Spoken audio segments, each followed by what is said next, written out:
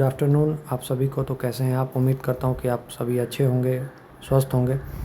तो सबसे पहली बात कि बीपीएससी प्रीलिम्स का जो भी 13 तारीख को हुआ था उसका आंसर की आ चुका है। आप लोगों ने सब ने मिला लिया होगा कि आपके कितने स्कोर बन रहे हैं। तो सभी लोग पॉजिटिव रहे इस बार। पता नहीं, सबको यही लग रहा है कि कट ऑफ बहुत कम जाएगा, और जो कि बिल्कुल सही है, सीट भी ज़्यादा है।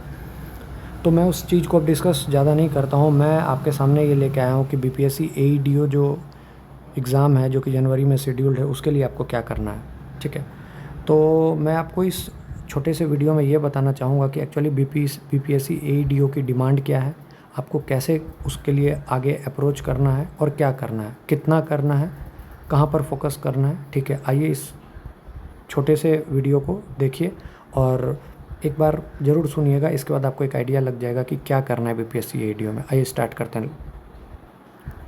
तो देखिए, एईडीओ 2025 का जो पेपर है ये टोटल 3 फेज में होगा। पहला जो है वो आपको पता है कि इंग्लिश प्लस हिंदी है। ठीक है, तो ये क्वालिफाइंग इन नेचर 100 मार्क्स का है। इसमें से आपको 30% 30 नंबर लेके आना है।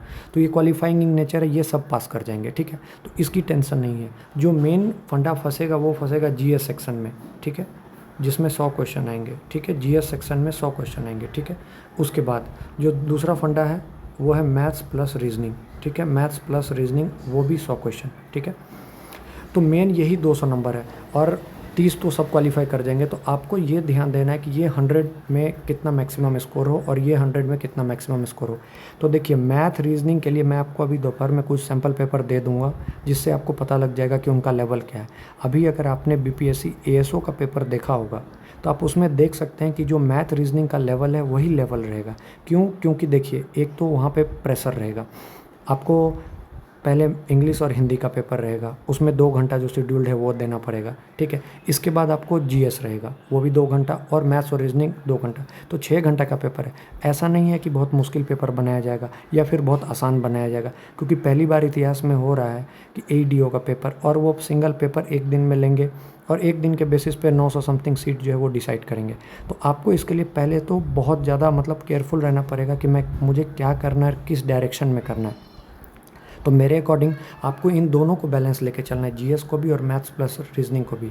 अब देखिए क्या है, जो लोग सीजीएल वगैरह की तैयारी करते हैं उनका मैथ्स रीजनिंग बहुत स्ट्रांग रहता है और वो जीएस पढ़ते हैं सिंगल लाइनर टाइप।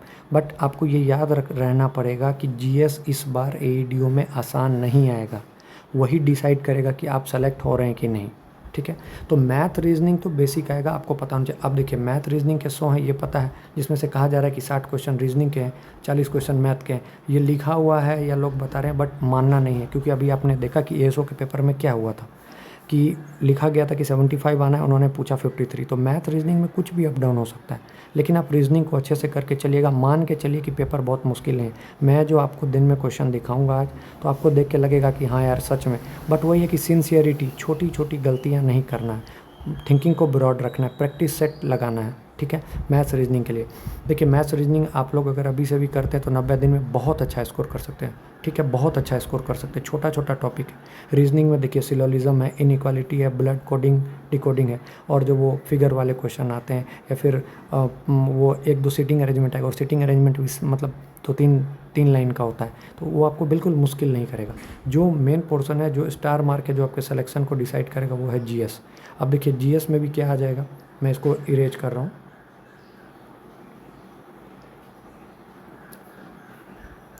ठीक है, तो अब आइए जीएस पोर्शन। अब देखिए, जीएस पोर्शन में कितना है, 100 क्वेश्चन है। किसी को नहीं पता कि किस में से कितना पूछेगा, हिस्ट्री कितना पूछेगा, पॉलिटी कितना पूछेगा, करंट कितना पूछेगा, इकोनॉमिक्स कितना पूछेगा, बजट कितना पूछेगा, करंट अफेयर्स कितना पूछेगा, साइंस। तो आप ये मान के चलिए कि मुझे सब कुछ पढ़ना है। अगर सब कुछ नहीं पढ़िएगा तो गिर जाइएगा।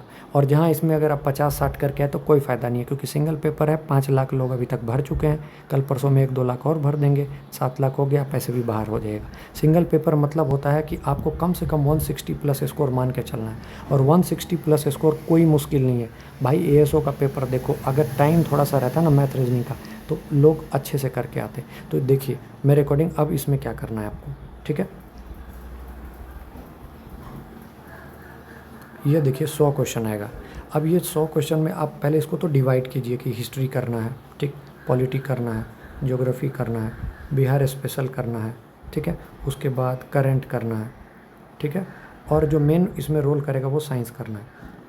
तो देखिए अगर 150 क्वेश्चन बीपीएससी पूछता है तो साइंस उसमें से 30 पूछता है, तो इसमें मान के तो चलिए कि आप कम से कम 15 से 20 तो साइंस रहेगा, ये कहीं नहीं, ज़्यादा हो सकता है, कम नहीं होगा। ठीक, करंट भी मान के चलिए 15 तो मिनिमम 15 से 20 रहेगा ही रहेगा। बिहार स्पेशल मैं बहुत कम करके चल रहा हूँ तो 10। अब देखिए हिस्ट्री में आपको पता है कि मॉडर्न हिस्ट्री एंशिएंट मिडाइवल मिला के 20 से 25 मान सकते हैं। ठीक है, पॉलिटी से 10-12 मान सकते हैं, ज्योग्राफी से भी आप 20 मान, ये सब अनुमानित है, इसका कोई दूर दूर तक फैक्चुअल से लेना देना नहीं हो सकता है, आगे पीछे हो सकता है, लेकिन इतना तो पता है ना, हिस्ट्री के क्वेश्चन आएगा ही, पॉलिटी का आएगा ही, ज्योग्राफी का आएगा ही, बिहार स्पेशल आएगा ही, करंट आएगा ही, साइंस आएगा ही। तो आपको देखिए कहाँ पे करना है। और अब देखिए फिर वही बात, ये गलत काम मत कीजिएगा कि साइंस में आप बस लूसेंट पढ़ के चले गए तो हो गया। देखिए जैसा डीएसओ का पेपर में पूछा ना, उसी टाइप का आएगा, क्यों? क्योंकि वो भी एक पदाधिकारी का एग्जाम था। ठीक है, उसमें भी मतलब वैसा ही पेपर आएगा, बैलेंस्ड पेपर आएगा। ये बीपीएससी जैसा पेपर नहीं आएगा, ये लेवल 5 है, सबसे पहली बात आपको मानना चाहिए। ठीक है, तो अब आपको करना कैसे कैसे है मेरे अकॉर्डिंग।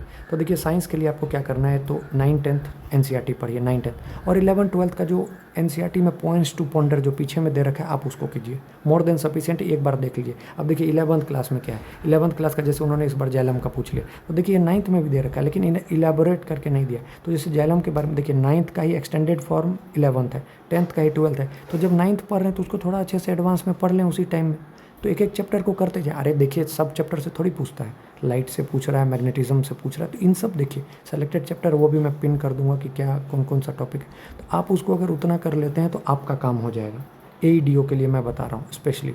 तो साइंस में आपको उसको करना है, बायोलॉजी भी देख लेना है, केमिस्ट्री भी देख लेना है। केमिस्ट्री के लिए अगर आप 100% लूसेंट पे जा सकते हैं तो जा सकते हैं, केमिस्ट्री के लिए लूसेंट है, बट बायोलॉजी और फिजिक्स के लिए आपको एनसीईआरटी पढ़ना पड़ेगा। करंट के लिए आप कोई भी एक किसी को भी फॉलो कर सकते हैं, एडुटेरिया कर सकते हैं, एसपीडी कर सकते हैं, विजन का कर सकते हैं, बट मेरे अकॉर्डिंग एडुटेरिया एसपीडी में कोई एक ले लीजिएगा, more than sufficient. Bihar special तथ्य संग्रह आप पढ़ सकते हैं एडुटेरिया का। हिस्ट्री के लिए, मॉडर्न हिस्ट्री के लिए जो है मैं कुछ कुछ क्वेश्चन लेके बीच बीच में आता रहूँगा। देखिए मैं सारा कुछ एक बार इसको अच्छे से कराऊंगा, ठीक है ना, मतलब जितना मुझे लगता है इंपॉर्टेंट है क्वेश्चन के फॉर्म में मैं बताऊंगा, क्योंकि 3 महीने आपको रगड़ के पढ़ना है, सेलेक्ट हो जाइएगा। दूसरा, पॉलिटी के लिए तो आपको बेसिक क्वेश्चन लगाने हैं, लक्ष्मीकांत वगैरह देखिए पढ़ने का टाइम है तो पढ़ लीजिए, अगर नहीं पढ़ने का टाइम है तो पॉलिटी में आप घटना चक्र अच्छे से लगे, और जो घटना चक्र बस क्वेश्चन रटने से नहीं होगा, घटना चक्र के स्टार्टिंग में जो दे रखा है मतलब समरी टाइप का, उसको पढ़िए, उससे आपको ऑटोमेटिक हो जाएगा। देखिए इस वाले बीपीएससी में आर्टिकल वगैरह सब नहीं पूछा, लेकिन उसमें डैम श्योर है कि आएगा, इसलिए आराम से देखिए गवर्नर को, प्रेसिडेंट को, पार्लियामेंट को, इन सबको, सुप्रीम कोर्ट को, इन सबको अच्छे से पढ़ना है, आपका काम हो जाएगा। ज्योग्राफी में आपको अच्छे से पढ़ना पड़ेगा। देखिए ज्योग्राफी ऐसा सब्जेक्ट है जो कि इस बार देखिए इंडियन ज्योग्राफी से ज़्यादा नहीं है, उससे इंटरनेशनल से पूछ दिया, ठीक है, वर्ल्ड से।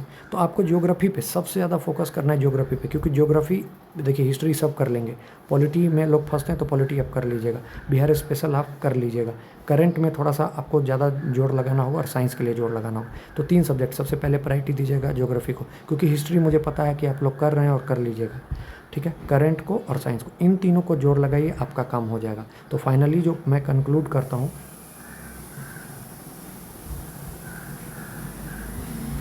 फाइनली मैं ये कंक्लूड करके चल रहा हूँ कि जो 100 क्वेश्चन मैथ का है, इसमें से अगर आप नहीं कुछ भी कीजिएगा ना तो 75 to 80 आपसे बन जाएगा, 2 घंटा टाइम रहेगा, ठीक है, नेगेटिव भी है। और जो 100 क्वेश्चन जीएस है ना, इसमें भी आप कम से कम 75 तक कर सकते हैं।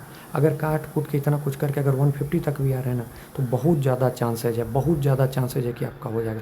और इतना मान के चलिए कि मुझे 170 लेके आना है, अगर इतना सोच के चलेगा तब जाके कहीं 150 पे आइएगा, ठीक है ना। तो कोई देखिए कट ऑफ वटअप का कोई चक्कर नहीं है, कट ऑफ सबका कोई डिसाइड ही नहीं करना है, लेकिन मैं जितना मैक्सिमम अटैम्प्ट कर सकता हूँ और इतना पढ़ सकता हूँ कि मैं वहाँ इतना करके आ जाऊँ कि उस रात को जब मैं घर आया, कोई भी कोचिंग वाले ने आंसर की दिया और मैंने मिला, तो मेरा इतना सही हुआ कि मेरे को 2 बार सोचने की ज़रूरत नहीं है, मेरे को ऑफिशियल आंसर किसे मिलाने की ज़रूरत नहीं है, क्योंकि मुझे पता है कि मेरा मेरिट लिस्ट में नाम आएगा ही है, ठीक है। तो इतना कीजिए, मोर देन सफिशिएंट है, आज से ही बिना टाइम वेस्ट किए हुए कीजिए।